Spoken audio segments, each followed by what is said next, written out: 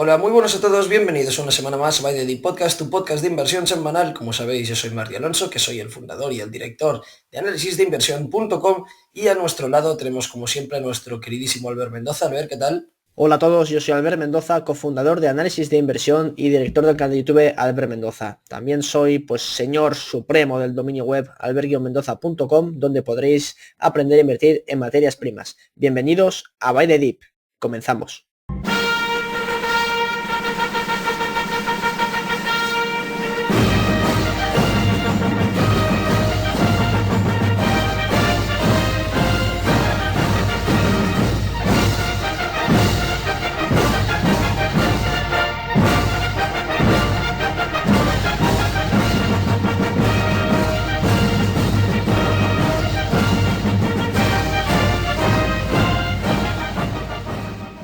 Bueno, pues en el capítulo de hoy vamos a hablar sobre algo que últimamente genera bastante polémica porque no se sabe más que nada en qué parte del ciclo estamos, si estamos en burbuja o no, y es que de eso precisamente vamos a hablar sobre sobre burbujas, básicamente.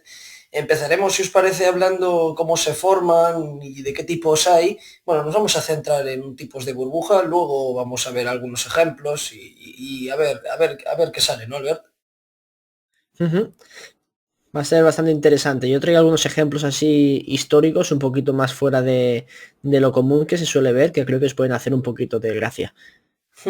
A ver, eso ya lo avanzamos, que de la burbuja de 2008 pues no vamos a hablar, porque eso seguramente hagamos algún capítulo especial y vamos a hacer un análisis concienzudo sobre qué es lo que ocurrió en 2008, que creo que puede ser interesante.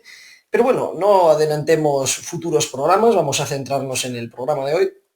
Y si os parece, pues ya empiezo yo hablando sobre las burbujas. Y es que tenemos dos tipos de burbujas, en mi opinión. Tenemos las burbujas creadas por la especulación, las burbujas especulativas, en que básicamente la gente se pone a comprar activos aumentando su valor muy por encima de su valor real, bueno, su valor intrínseco, por una cuestión de decir es que va a seguir subiendo.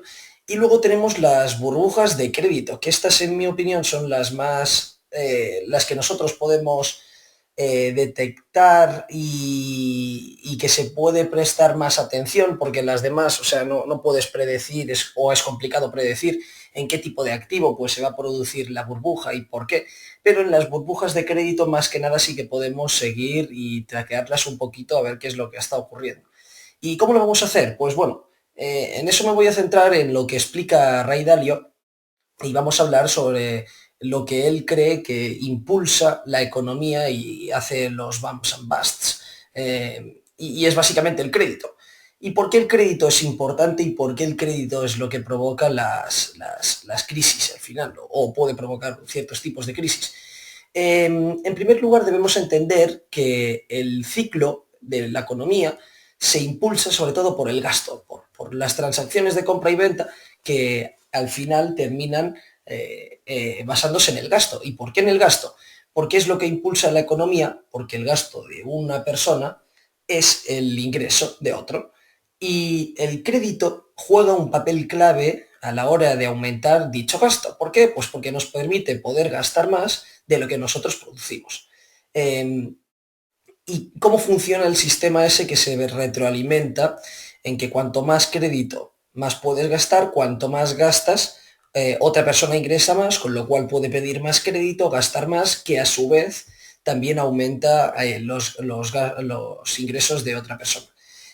Imaginaos, por ejemplo, que vosotros queréis pagar la suscripción de análisis de inversión y cuesta 200 euros al año y que vosotros tan solo tenéis 150.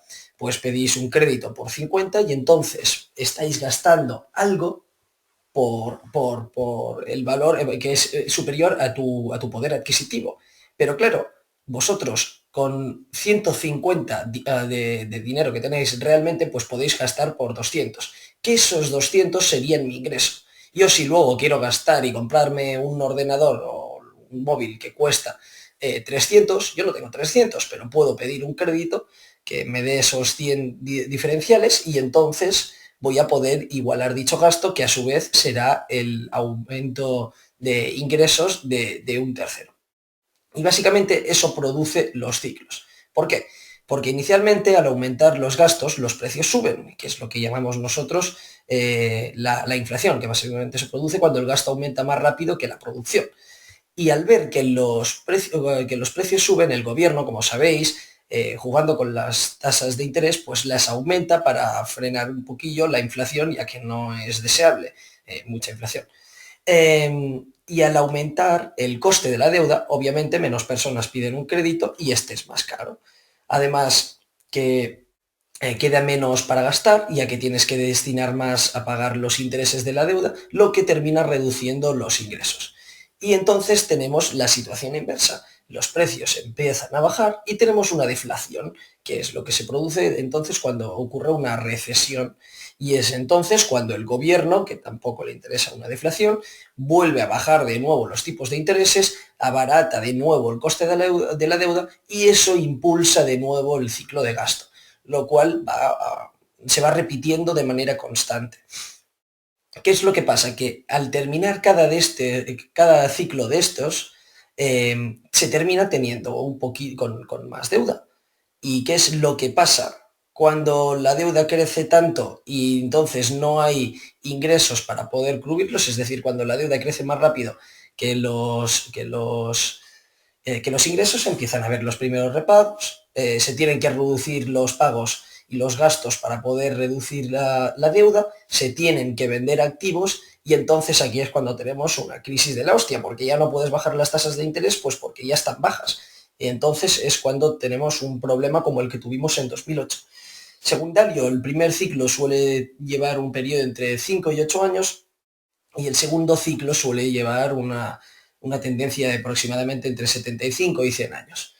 Y básicamente a nosotros lo que nos interesa, y eso debemos usarlo, pues para empezar a comprar en la parte mínima del ciclo y entonces vender arriba de todo antes de que se pegue el castañazo. Y es lo que decía George Soros, porque todo el mundo suele abolir, o sea, la palabra burbuja ya le produce escalofríos y en cualquier sitio donde cree que hay una burbuja, entonces ya no termina invirtiendo. Y Soros, que es un fuera de serie, pues al final hace todo lo contrario. Él básicamente lo que busca y lo que yo creo que deberíamos empezar a buscar es aquellos tipos de activos o aquellas empresas o cualquier tipo de inversión que podemos realizar, que debemos de buscar que va a tener un periodo de burbuja y que se está iniciando una burbuja. ¿El cómo hacerlo? Bueno, eso es algo más complicado, pero podemos estudiar más o menos, yo creo, las burbujas pasadas para tener una idea de qué es lo que suele ocurrir. Albert, ¿nos explicas tú un poquito algunos tipos de burbujas que han habido y luego intentamos mojarnos a ver dónde podemos encontrar la siguiente burbuja? En lo que has comentado antes sobre las burbujas de crédito y las especulativas, yo creo que actualmente las más sencillas de identificar por todos los inversores pues pueden ser las burbujas especulativas. Y es que en los últimos años hemos visto pues un montón. La más reciente, por decirlo así, ha sido la del Bitcoin, O con las todo meme este stocks. tema de la pandemia, también las meme stocks, luego las acciones de cannabis. O sea que es el pan nuestro de cada día ver este tipo de burbujas especulativas llevadas un poquito, sobre todo a las memes, yo creo que por la estupidez humana, pero que la gente que entró por las risas y se ha forrado, pues ole por ellos y qué genial. Pero también pensar que los que no hablan ya en Twitter son los que han perdido un pastizal por meterse en la tontería esa. Pero bueno, esa es la otra cara de la moneda que al final pues no se conoce tanto porque nadie va difundiendo el pastizal que va perdiendo, solo Yo sí, el que suelen ganar. Sí, tú sí, pero tú eres aparte, tú no ya soy cuentas. especial, soy el mejor. Sí, sí, las fuerzas especiales, Borderliner. Somos los Navy Seals, tío, aquí. Pues bueno, yo he traído tres burbujas, bueno, dos las juntaré en una, así que digamos que son dos burbujas especulativas bastante interesantes y un poquito fuera de lo común. O sea, que no es lo típico, la .com, la japonesa, etcétera. Así que vamos a empezar primero con la burbuja de los tulipanes en Holanda, que más que a los holandeses les gustan mucho las plantitas y comenzaron pues plantando amapolas. Estas se introdujeron en Europa en el siglo XVI y bueno, pues tuvo una especie de boom en la clase alta que lo usaban de forma ornamental. Y además allí en Holanda pues era bastante curioso porque conseguían que tuviesen colores diferentes, patrones alterados y no se sabía muy bien por qué. Y al final es porque el pulgón las infectaba, les metía un virus y les alteraba pues genéticamente las formas. Y bueno, entre las clases altas, pues como digo, tuvo mucha aceptación y se puso de moda. Básicamente eso, se puso de moda Comprar flores y enfermas, ¿no? O sea, básicamente es eso. comprar flores, sí, pero eran bonitas porque tienen patrones de colores, amarillas, blancas, rojas, así, con rayitas y tal. Pues decían, qué guay que está esto. Y además estaba el componente este de juego, porque no se sabía cómo iba a salir la flor del bulbo. Entonces muchos compraban los bulbos, las flores antes de que naciesen, y especulaban. Era un rollo huevo Kinder, ¿sabes? Claro. La lotería antigua, básicamente. Hmm. Y claro, esto pues las flores más raras pues se vendían más caras y se puso de moda, se expandió a las clases medias y luego a las clases bajas y todo el mundo pues especulaba con los tulipanes, compraban grandes lotes, luego los raros pues los revendían y así pues fue naciendo la burbuja en el siglo XVII, alrededor de 1630, 1640, en esa década. Y bueno, para que penséis, os hagáis una idea de las locuras que esto supuso, pues hay datos que dicen que se llegaron a intercambiar hasta mansiones por tulipanes y que se llegaron a vender pues algunas hasta por 1000 florines. Y el salario medio allí en Holanda pues eran de 150 florines anuales, así que estaban a per alto, ¿eh?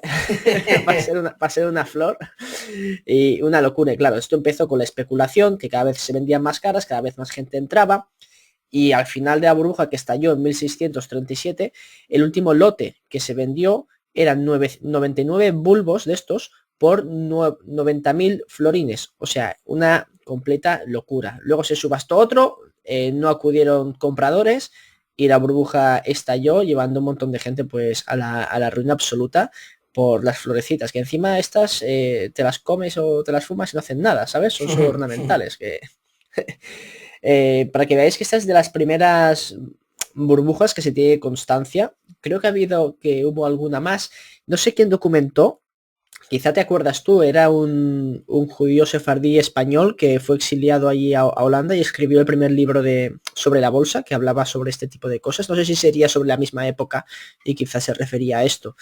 Pero bueno, buscarlo. El primer libro sobre bolsa lo escribió un judío exiliado del Reino de España allí en los Países Bajos.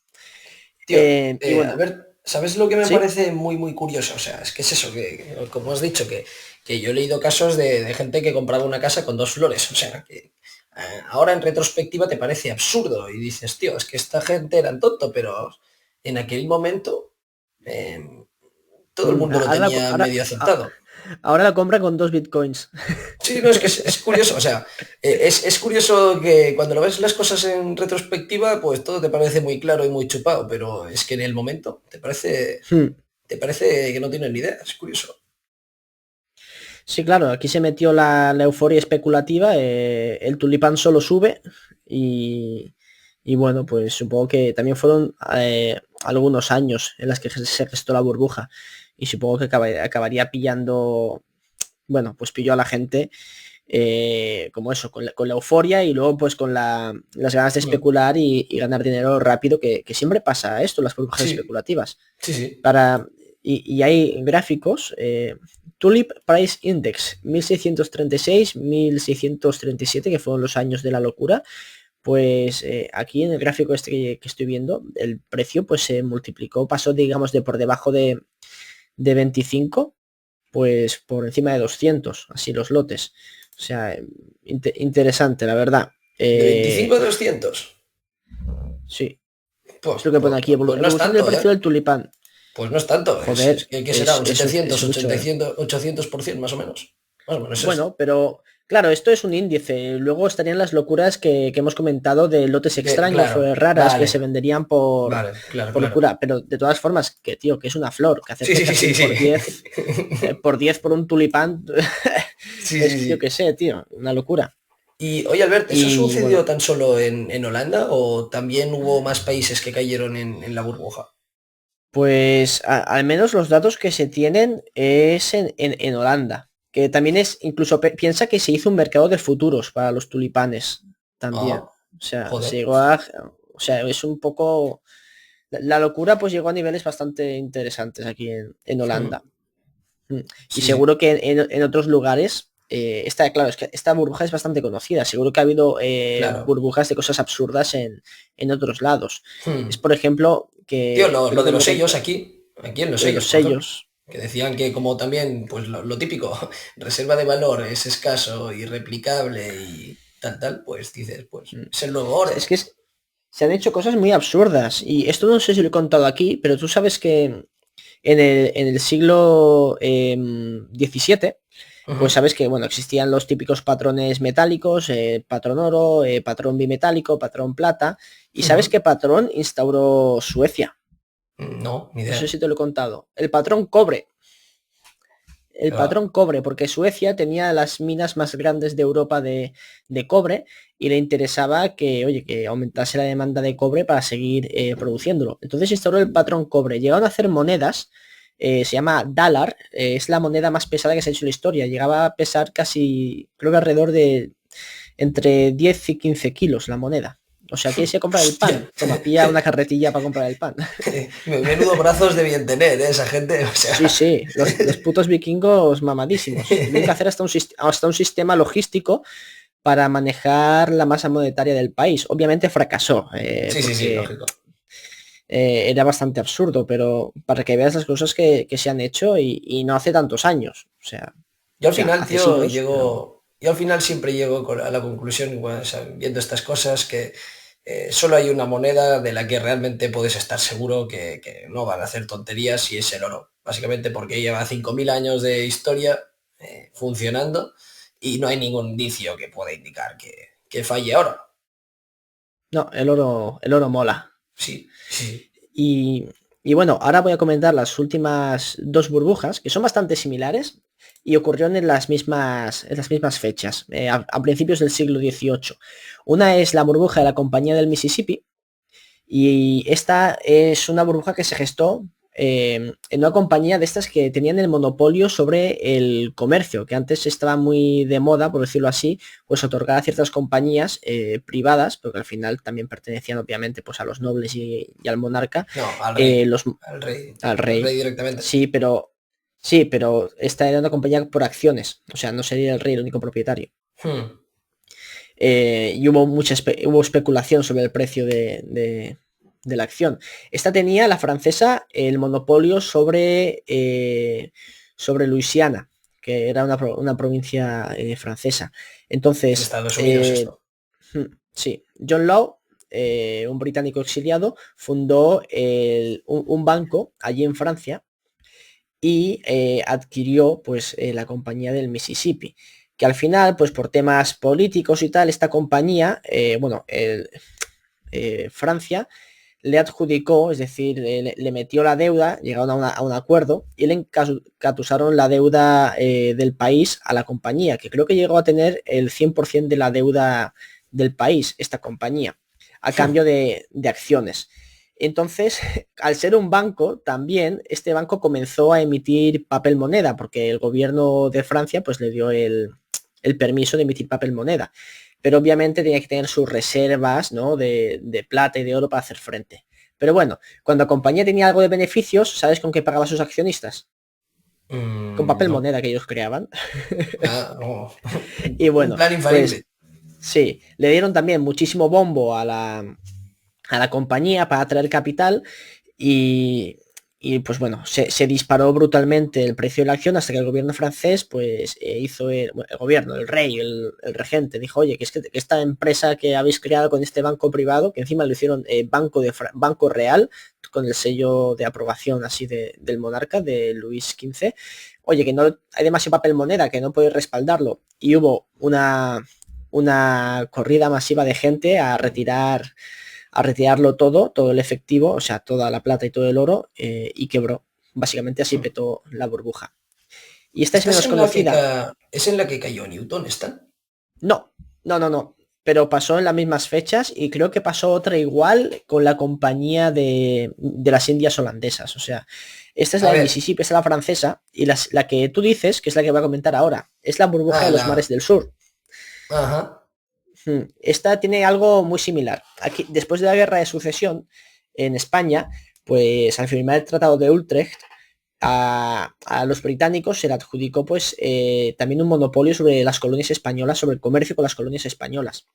Y a esta compañía, la de los mares del sur, pues fue la que el gobierno, a cambio de que se comiese la deuda que había contraído Reino Unido en la guerra, pues tendría el monopolio sobre el comercio en las colonias españolas. Y bueno, la campaña de publicidad de las riquezas del Machu Picchu, de las riquezas del no sé qué, tiraron la acción para arriba. Incluso el gobierno británico le concedió un crédito y eso la avaló, entre comillas, entre los inversores de la época, como que esto era la bomba e iba a ser una brutalidad. Básicamente se hizo una Tenbagger en menos de un año. En menos de un año. joder. Y al final pues se vio que era todo humo, que los resultados que tenía la empresa pues para nada eran lo que prometían y petó. En otro año pues la acción se desplomó y en esta fue en la que cayó Isaac Newton también, que perdió un pastizal. Hmm. Que fue Y aquí cuando es cuando... pronunció las palabras estas de que puede medir la trayectoria de un cometa, pero no la estupidez humana. Sí, exactamente. Y bueno, pues estas son las así burbujas especulativas que me han parecido pues bastante interesantes porque son que ocurrieron hace pues unos cuantos siglos y para que veáis un poquito que la psicología de la gente que realmente en estos aspectos pues no ha evolucionado, no ha cambiado mucho. Hmm. Tío, algo que me parece muy interesante sobre ese tipo de compañías, la del Mississippi, la de Mares del Sur, la compañía de las Indias Orientales, que aquí había dos, había la compañía de las Indias Orientales holandesa y la compañía de las Indias Orientales inglesa. O sea, que Hmm. eran, pues bueno, o sea, al final eran negociazos, o sea, tenían la escala porque, claro, necesitaban barcos de guerra para proteger las rutas, necesitaban los contactos con el gobierno, y tenían el monopolio. Básicamente eran negocios irreplicables, con barreras de entradas increíbles, con vientos de cola por el negocio con esas zonas, sobre todo con la India, que estaba lleno de especies y de productos que a Europa le gustaban mucho y que eran escasos y también irreplicables. O sea, si tú lo miras objetivamente, es que eran unos negociazos y de hecho me gustaría estudiarlos a fondo. Mira, a lo mejor Hmm. si encuentro tiempo voy a hacer algún hilo en Twitter. Me voy a comprar un par de libros sobre las compañías y las voy a tratar. Pero es La que verdad llegué, es que sí, era mejor que UPS, mejor que Amazon, era una sí, no, no, sí, locura. De sí, tal hecho, cual, tal cual. la compañía de las Indias Orientales, pues, entre comillas, le declaró la guerra a China por el tema del opio, porque eran de las principales exportaciones que tenían en la India hacia China, Sí, porque los chinos eran unos drogadictos. yo creo que ese fue su problema, al final. O sea, no, no estoy muy seguro porque aún tampoco lo he estudiado a fondo. Pero Bueno, ganaron la básicamente, guerra, ¿eh? Las guerras contra sí, los sí, chinos. obviamente, que ganen lo que quieran, pero es que ganas una y pierdes otra. O más que nada si notes que te hunden. Porque a la que estás operando como un Estado, porque básicamente la compañía de las Indias Orientales británica, en la India actuaba como el gobierno y también se encargaba de recaudar impuestos, de contratar soldados y hacer ese tipo de operaciones, que al final yo creo que tuvieron una de costes fijos que se les comieron. O sea, leí por ahí, y hace mucho tiempo, pero que la compañía de las Indias Orientales llegó a tener como 14.000 soldados, 200 barcos de guerra, una cosa así, pero es que es un locurón, ¿eh? Esto es un barco de estos se tardaban muchísimos años en construirlos y eran tremendamente caros.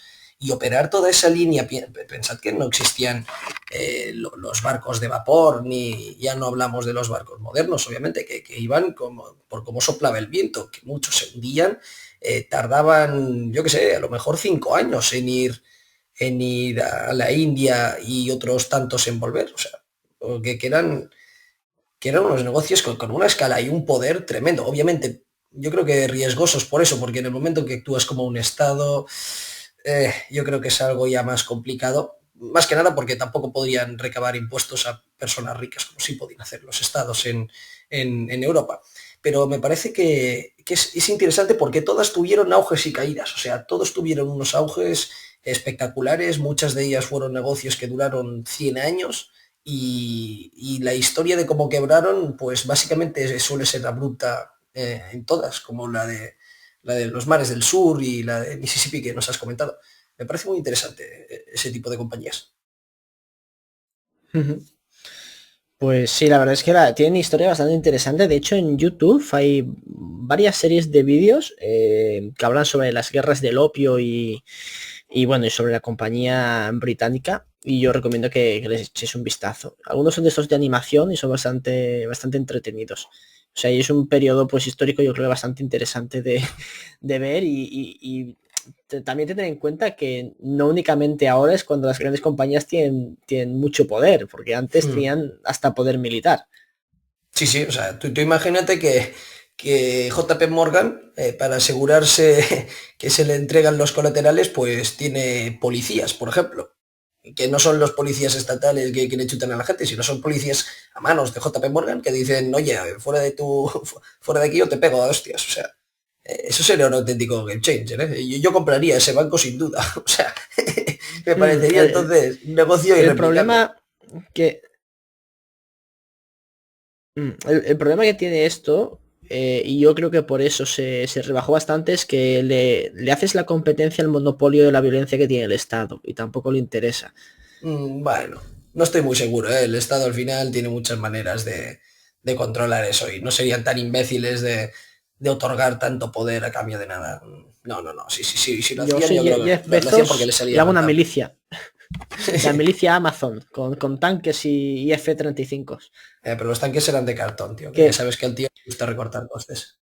que por cierto, hoy hemos hecho una cosa, es un poco off topic, pero hablando de los F-35, Martí, a lo mejor Sí, te interesa y a los oyentes también. Yo no sabía, esto nos lo ha comentado el ex militar que nos da clase, que los cazas pues tienen un detector que mediante inteligencia artificial fija automáticamente los objetivos, calcula el precio digamos, el vehículo al que tiene como objetivo y la carga que puede portar, y si no es de suficientemente valor en comparación con el misil, lo descarta como objetivo abatible.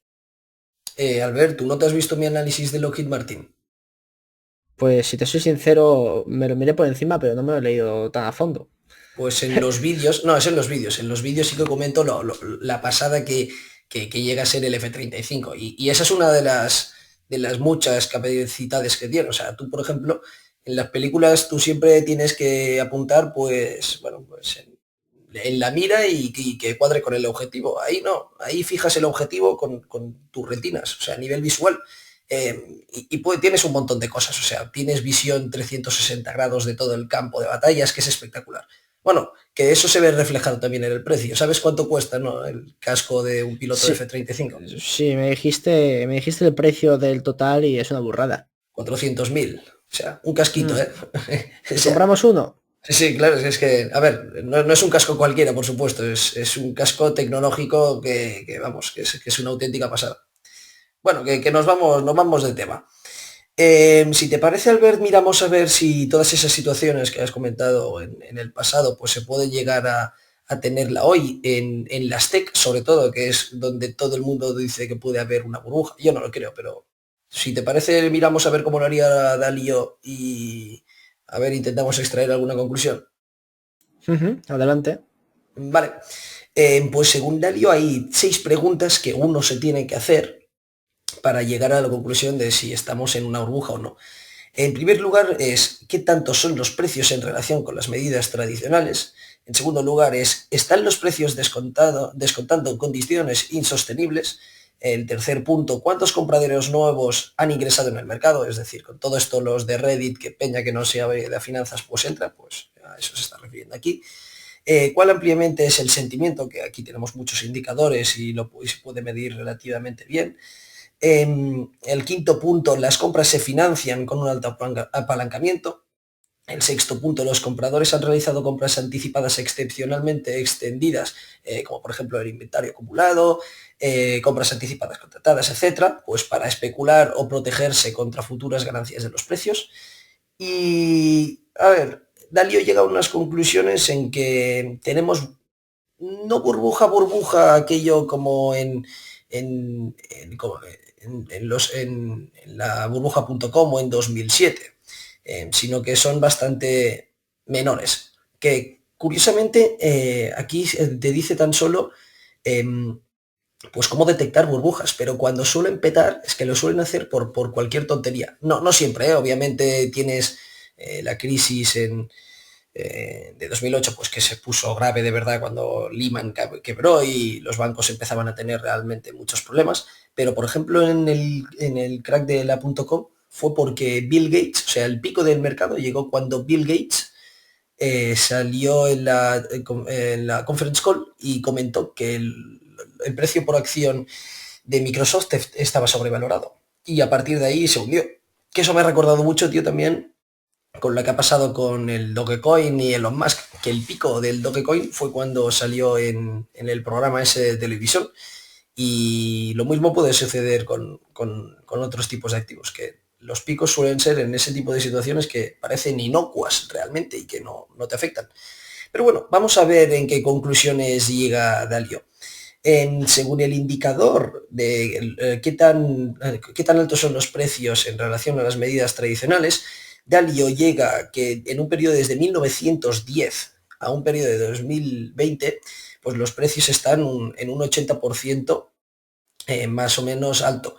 En el crack del 29 eso, la cifra era del 100%, en la crisis.com también era del 100%, en 2007-2008 no, era menor, estaban en alrededor del 60%, o sea que tampoco llega a dar unas conclusiones bastante bien.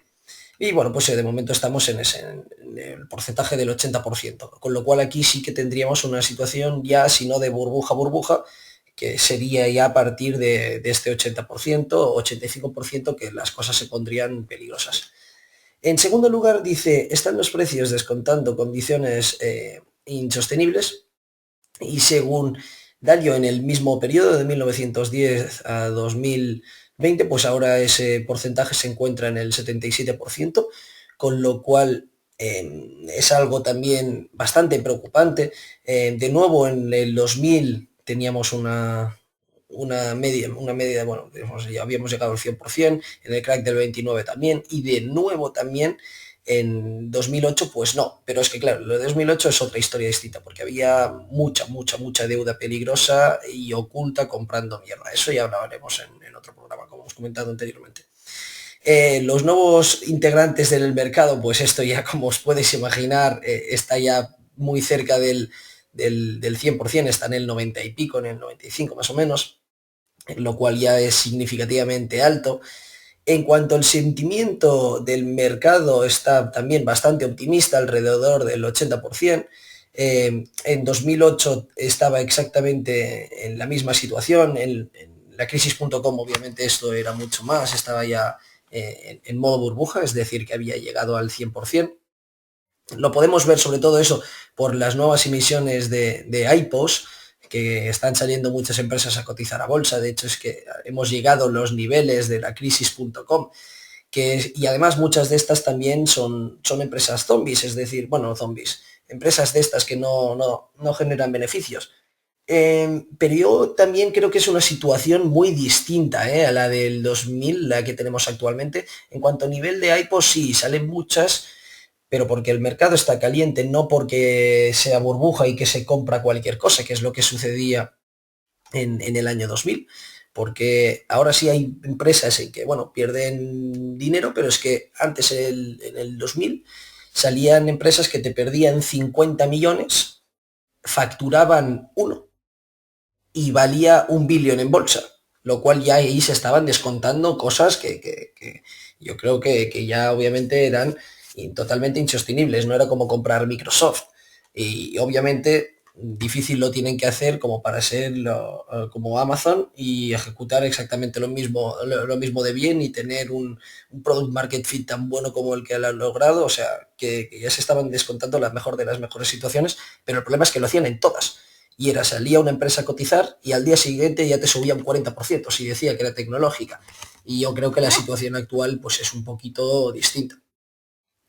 En cuanto al quinto punto de si actualmente las compras se financian con un alto apalancamiento, pues sí, está también a niveles cercanos al 80%. En ambos casos, como la crisis.com también, este porcentaje era más elevado y estaba alrededor del 100%. De nuevo es que, claro, yo creo que esto del alto apalancamiento es que se justifica con los tipos de interés que tenemos actuales. Joder, es que en mí, yo soy una empresa, estoy generando pérdidas y me dan la opción de pedir un préstamo al 2% a tipo fijo, pues es que muy probablemente ni lo dude y lo coja. O sea, es que a mí no me parece que eso no tenga sentido. Bueno, yo creo que la situación aquí también es distinta, pero bueno, eso también ya lo dejo a la opinión de cada uno. Y en cuanto al sexto punto, de hasta qué punto los compradores han realizado compras anticipadas excepcionalmente extendidas, pues aquí es donde nos salvamos. Y es que estamos en un nivel menor del 20% y tanto en la crisis de 2008 como del 2000, como periodos anteriores, había estado en niveles cercanos al 100%, 90%, con lo cual aquí es lo que nos salvamos. ¿Y cuál es la conclusión a la que llega Dalio? Y es que es un poco, a ver, eso como ya él te dice, pues es su indicador, no es que sea el mapa ni el santo grial. Según Dalio, en las empresas tecnológicas, en casi todos los puntos sí que estamos en una zona peligrosa, sobre todo en el sentimiento bullish, en las compras apalancadas y en las compras extendidas. Y en las medidas iniciales, las de los precios altos, pues tampoco es que estén, o sea, son elevados y exigentes, pero tampoco están a niveles desorbitados como los que encontramos en el año 2000 y tampoco es que estén descontando condiciones insostenibles. Y a ver, yo creo que en las tecnológicas muchas de ellas pues están a precios muy relevantes y sí, a múltiplos exigentes, pero es que no tiene sentido valorar una tecnológica en que el valor futuro se encuentra en la escalabilidad. O sea, no puedes comparar la escalabilidad de una tecnológica con la de, yo qué sé, un fabricante de lo que sea. Es que no tiene ningún tipo de sentido. Con el software ahora puedes ganar un montón de pasta con costes mínimos y escalar muy rápido. Con lo cual yo entiendo que estén en esos múltiplos un poco más elevados. Y bueno, pues para el mercado en general, Dalio no cree que haya una burbuja. Sí que estamos en un mercado algo caliente, pero para nada de burbuja. Pero es que claro, en 2007 tampoco teníamos una situación aquello clara de burbuja como la que teníamos en la crisis.com o en el crack del 29, en que lo teníamos todo ya en modo burbuja.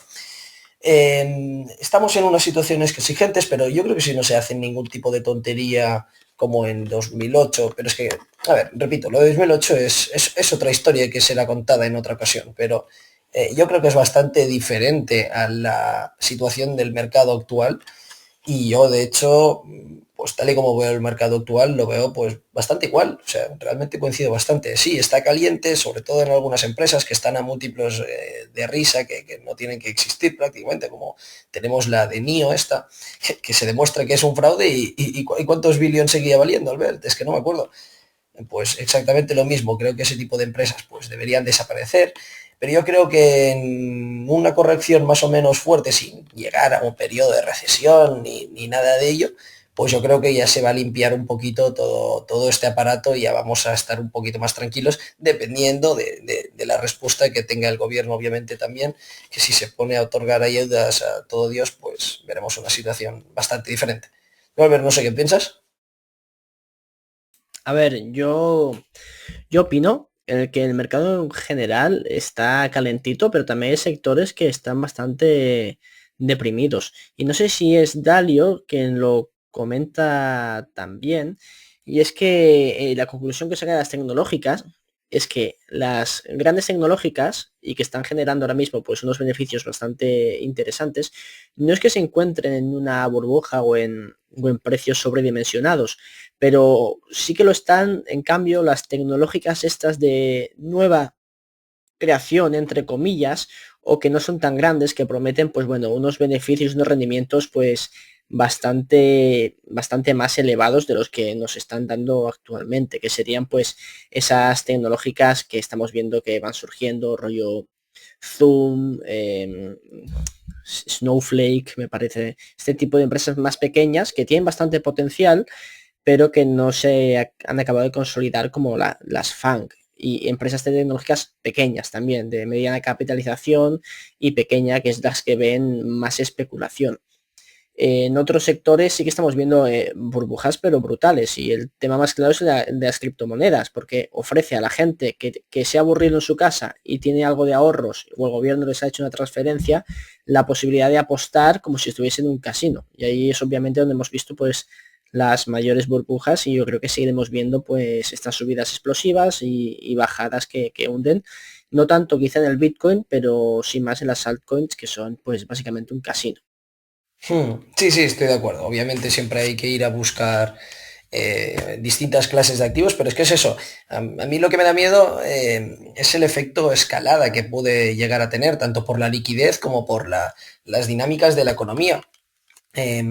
Como por ejemplo en 2008 Apple, justamente que fue en 2007 que lanzó el iPhone, que fue un éxito tremendo, y en medio de la crisis es que los vendían como churros, aumentaban las ventas pues a doble dígito y a niveles muy satisfactorios, y los beneficios también estaban ganando un pastizal, y creo que Apple en 2008-2009 llegó a cotizar a per 2, creciendo al 35% con los retornos sobre el capital que tiene.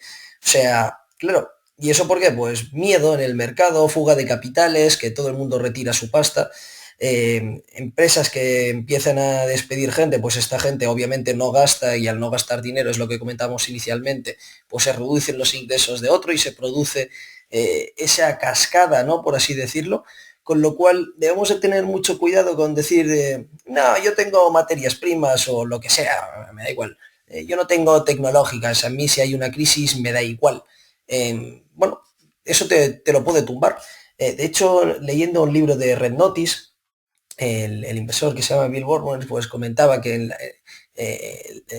ya había indicaciones de que en Rusia tenían problemas con la deuda y que podía haber una recesión, que fue lo que pasó con el Long Term Capital Management.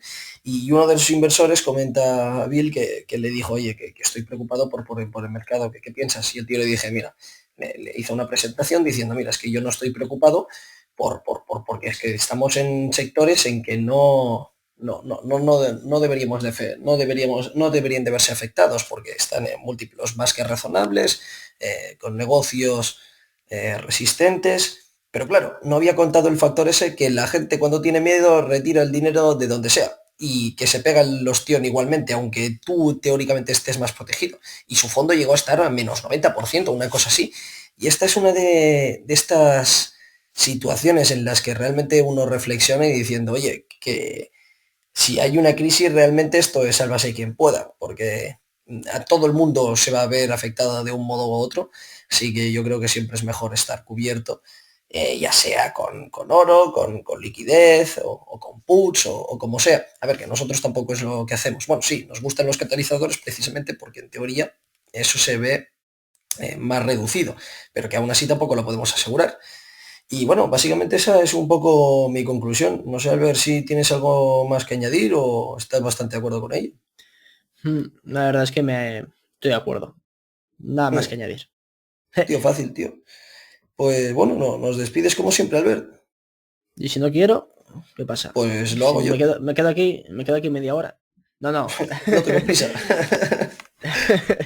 Bueno, pues esto ha sido todo por el episodio de hoy. Recordad darle like en iVoox y en todas las plataformas que nos escucháis, leche. También comentarnos qué os ha parecido el programa y qué opináis vosotros sobre si nos encontramos o no en una burbuja, qué sectores veis caros y en cuáles veis mejores oportunidades. Y esto ha sido todo por el episodio de hoy y nos vemos en el siguiente. Chao. Adiós. Y bye de Deep, que se me olvidaba, ¿sabes, Martín? Ahora sí, chao. Déjalo.